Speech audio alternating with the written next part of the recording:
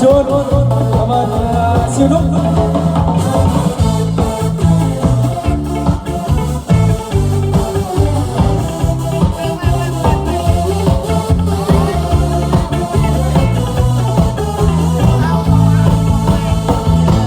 Chú voi con ở bàn đồn chưa có ngàn đứa con trẻ con từ rừng già chưa đến với người voi tham ăn voi lại hoang chơi.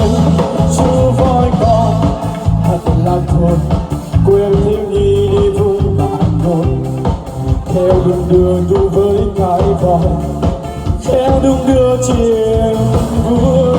Voi con ơi voi con ơi mau lớn lên ta đây nhà con có sức đi một miền rừng xa và kéo cô cho buồn làm vô ta. Voi con ơi mau lớn lên ta đây nhà con có sức đi một miền rừng xa và kéo cô cho buồn làm của ta. Bài này là voi con ở bàn đớn, voi con ở bàn đớn. Voi cha ở Tây Nguyên, voi con ở Gia Lai này. Voi con ơi voi con ơi. Bài này là voi con ở bàn đớn, voi con ở bàn đớn. Voi cha ở Tây Nguyên này, voi con ở Gia Lai này. Voi con ơi. Cảm ơn ạ.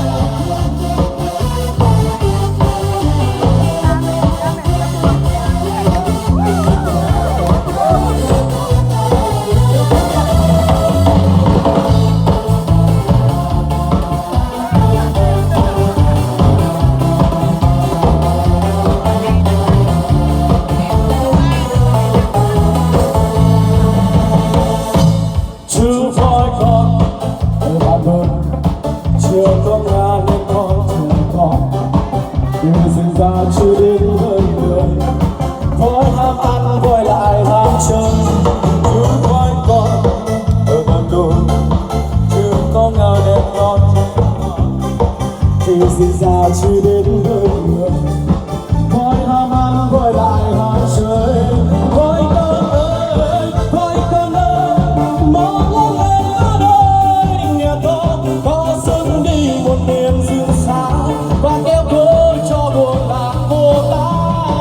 Voi con ơi mau lớn lên ta đây nhà con có sức đi một miền rừng xa và kéo cô cho buồn làm của ta. Bài này là voi con ở bàn đớn, voi con ở bàn đớn. Voi cha ở Tây Nguyên, voi con ở Gia Lai này. Voi con ơi. Bài này là voi con ở bàn đớn, voi con ở bàn đớn. Voi cha ở Tây Nguyên, voi con ở Gia Lai này. Voi con ơi.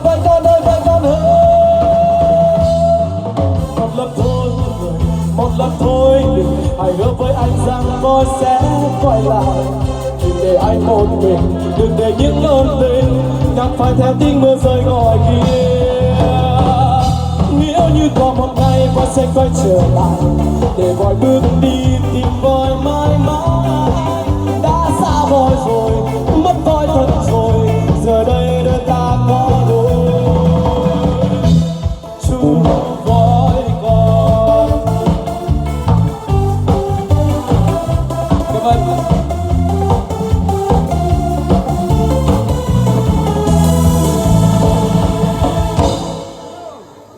Cảm ơn mọi người rất là nhiều.